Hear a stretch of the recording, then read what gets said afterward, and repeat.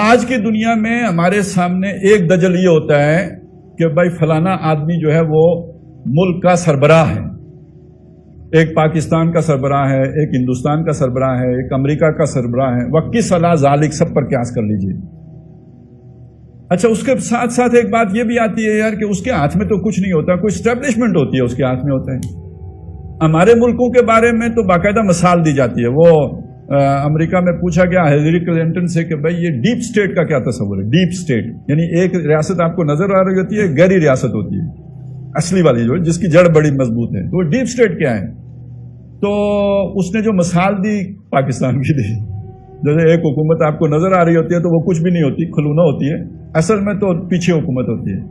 اچھا، عام طور پہ جب ہم اسٹیبلشمنٹ کی بات کرتے ہیں تو ہر آدمی کے ذہن میں فوج ہی آتی ہے۔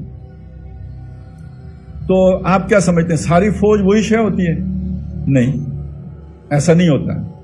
پہلی بات یہ کہ اسٹیبلشمنٹ صرف فوج نہیں ہوتی، یہ بیوروکریسی بھی ہوتی ہے، یہ جوڈیشری بھی ہوتی ہے، یہ تمام آپ کے جو مستحکم ادارے ہیں یہ سب مل کے تو اسٹیبلشمنٹ کا کردار ادا کر، یعنی حکومت تو آنی جانی ہوتی ہے، اسٹیبلشڈ ادارے جو ہیں وہ مستقل ہوتے ہیں، تو حکومت اپنے احکام ان اداروں کے ذریعے سے نافذ کرتی ہے۔ تو اسی کو پھر یعنی اچھے الفاظ میں اگر آپ استعمال کریں تو یہ اسٹیبلشمنٹ اس معنی میں ہے کہ حکومت کے ماتحت ادارے ہیں، لیکن یہ کہ نیگیٹو معنی یہ ہے کہ یہ حکومت کو بھی پھر کان مروڑتے ہیں، اس کو بھی نتھ ڈال لیتے ہیں، اس کو بھی لگام دے لیتے ہیں۔ لیکن مغالطہ یہ رہتا ہے کسی کے نظر میں فوج اسٹیبلشمنٹ بن جاتی ہے، کسی کی نظر میں ہو سکتا ہے بیوروکریسی ایک زمانے میں ہوتی تھی کہ وہ اسٹیبلشمنٹ ہے۔ تو اصل حقیقت سمجھ لیجئے وہ کیا ہے؟ اصل حقیقت یہ ایک نیٹ ورک ہوتا ہے، آپ اس نیٹ ورک کو ذرا ذہن سے نکال دیں۔ ایک خاندان سمجھ لیں، ایک ماں ہے، اس کے کوئی 40-50 بچے ہیں چلے جائیں، یا ایک باپ ہے، اس سے ماں سے 40-50 مشکل ہے، باپ کے تو 40-50 ہو سکتے ہیں نا، 6-7 شادیاں کی ہوں تو 40-50 ہو سکتے ہیں۔ اس نے 2-3 بیٹے جرنیل بنا دیے، 2-3 بیٹے اس نے بیوروکریٹ سیکرٹری لیول تک پہنچا دیے، 2-3 بیٹے اس کے پیر ہو گئے، 2-3 بیٹے مولوی ہو گئے، 2-3 بیٹے صحافی ہو گئے، 2-3 بیٹے جو ہے وہ اور کاروباری ہو گئے۔ اس طرح کر کے معاشرے کے مختلف جو بھی آپ کے سوسائٹی کے مختلف شعبے ہوتے ہیں، ہر شعبے میں اس کے بیٹے موجود ہیں۔ اب وہ ابا جی کوئی کام کرنا چاہتے ہیں تو ساری مشینری ابا جی کی مٹھی میں ہے، ٹھیک ہے؟ اگر یہ بات آپ سمجھ گئے تو میں اب آپ کو سمجھانا چاہتا ہوں کہ بالفرض امریکہ ہے، پاکستان میں کوئی کام کرنا چاہتا ہے، اس کے 2-3 بندے ایک ادارے میں، 2-3 بندے دوسرے ادارے میں، 2-3 بندے تیسرے ادارے میں، اور سارے اداروں کو بڑی آسانی کے ساتھ وہ اپنے مقصد کے لیے استعمال کر لیتے ہیں۔ اس میں اگر آپ سمجھنا چاہیں یعنی فوج کیسے استعمال ہوتی ہے تو شاہد عزیز لیفٹیننٹ جنرل ریٹائرڈ، جو اب تو کہتے ہیں کہیں اللہ میاں تک پہنچے ہیں یا نہیں پہنچے اللہ ہی بہتر جانے، لیکن یہ کہ بڑی ان کی پراسرار کے طریقے سے موت ہو گئی ہے۔ انہوں نے ایک کتاب لکھی تھی، یہ خاموشی کب تک۔ اس کتاب کو پڑھیں گے نا تو آپ کو پرویز مشرف صاحب کا طریقہ واردات سمجھ میں آ جائے گا کہ انہوں نے پوری فوج کو الو کیسے بنایا، جو بھی فیصلے کروائے کیسے ہیں۔ تو بالفرض اس ابا جی کے ایک بیٹے پرویز مشرف صاحب ہوں، انہی کا ایک بیٹا ادھر ہو جوڈیشری میں ہو، تو جہاں سے پرویز مشرف صاحب کو کوئی نقصان پہنچنے کا اندازہ ہو تو وہاں پہ کوئی ثاقب نثار صاحب بیٹھے ہوئے ہوں جو ان کو ہیلپ آؤٹ کر دیں۔ اسی طرح سے صحافی 3-4، ابھی وہ ندیم ملک صاحب پر ایک الزام آیا ہے نا، FIA نے کوئی ان کو ٹیررزم کا جو ہے نا وہ اس کے شعبے نے لکھا، تو ایک بات ان کے منہ سے نکلی ہے، وہ کہ یار ہم ٹیررسٹ ہیں۔ جو آپ کا ٹیررزم کے خلاف سارا بیانیہ ہے جو فوج نے بنایا تھا، یعنی جھوٹا بیانیہ، پروپیگنڈا، وہ تو ہم نے فریم کیا ہے۔ تو معلوم ہوا کہ بھئی یہ سارا جھوٹ پھیلانے کے لیے آپ کو صحافی بھی چاہیے ہوتے ہیں، یہی تو رائے عامہ بناتے ہیں، یہی تو قوم کی سوچ بناتے ہیں۔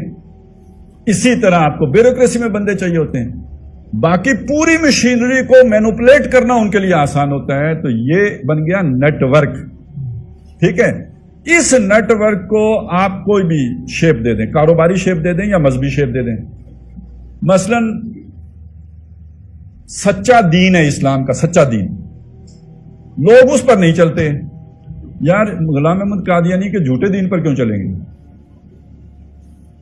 تو پھر کیوں قادیانی ہو جاتے ہیں؟ یہ ایک سمبولک اہمیت ہے. میں قادیانی ہوں، آپ قادیانی ہو، ہمارا نیٹ ورک ایک ہے، ابا ایک ہے. یہ آپس میں جوڑ کا ذریعہ ہے، نتھنگ مور دین دیٹ. کسی نے مرزا قادیانی کی تعلیمات پر عمل نہیں کرنا ہے. یہ ایک سمبولک اہمیت ہے. جو ہم کہتے ہیں قادیانی چھا گئے، وہ یہ ہو گئے، یہ سمبولک بات ہے. پیچھے ڈنڈی ڈوری ادھر ہی ملی ہوگی. اب اگر یہ بات آپ کو پاکستان کے حوالے سے سمجھ آ گئی ہے تو یہ مت سمجھیں کہ امریکہ کوئی آزاد ملک ہے. نو، وہاں بھی اگر پینٹاگان چاہے کہ افغانستان پر حملہ کرنا ہے، 9/11 ہو جائے گا. بش کو نہیں پتا ہوگا کیا ہوا. بش جو کرے گا وہ اس 9/11 کے ری ایکشن میں کرے گا، لیکن 9/11 برپا کرنے والی جو نیٹ ورک ہے وہ امریکہ کے اندر ہوگا، باہر نہیں ہے، اندر ہے. جیسے ایبٹاباد آپریشن کروانے والا نیٹ ورک پاکستان کے اندر ہوگا، باہر نہیں ہوگا. وہ کون ہے جو آ کے درخت کاٹے گا کہ ہیلی کاپٹر جو ہے نا وہ کہیں ان کو درخت کی کوئی شاخ وہ نہ ہو جائے؟ یہ آپ کی حکومت کا فیصلہ نہ بھی ہو تو یہ نیٹ ورک یہ سارا کر لے گا. تو دنیا میں اس وقت جو اصل حکومت ہے، آپ یہ کہہ سکتے ہیں عالمی حکومت شیطان کی قائم ہو چکی ہے یا دجال کی قائم ہو چکی ہے. ساری دنیا میں ڈیپ سٹیٹ کے تحت، اس فنکشن کے تحت سارا کنٹرول کس کے ہاتھ میں؟ آپ اس کا نام بلیک واٹر رکھ لیں، آپ اس کا نام قادیانی رکھ لیں، آپ اس کا نام کوئی رکھ لیں، لیکن اس وقت ایک عالمی حکومت قائم ہو چکی ہے. جو نظر سامنے نہیں آئے گی وہ پیچھے رہے گی، آگے یہ جو کٹ پتلیاں ہیں جن کو وہ نچاتے رہیں گے. یہ اتنی تفسیر جو میں نے آپ کے سامنے رکھی ہے نا، علامہ اقبال نے 2 شعروں میں بیان کی ہے. یہ جو سارا کچھ نظر 2 شعروں میں. اس کھیل میں تعین مراتب ہے ضروری. شاطر کی عنایت سے تو فرضی میں پیادہ، تو حکومت میں عوام، تو فرضی میں پیادہ. بیچارہ پیادہ تو ہے ایک مورا ناچیز، اس کو کون گھاس ڈالتا ہے. فرضی سے بھی ہے پوشیدہ شاطر کا ارادہ. اسٹیبلشمنٹ کیا چاہتی ہے یہ پائی وزیر اعظم کو بھی نہیں پتا، یہ صدر صاحب کو بھی نہیں پتا، یہ کسی کے اس میں نہیں ہے. کھیل وہاں سے سارا کھیلا جائے گا. تو ایک سطح کا دجل آپ کی سمجھ میں آیا؟ جس کو آپ حکمران سمجھتے ہیں وہ حکمران نہیں ہوتا، وہ مجبور محض ہوتا ہے. وہ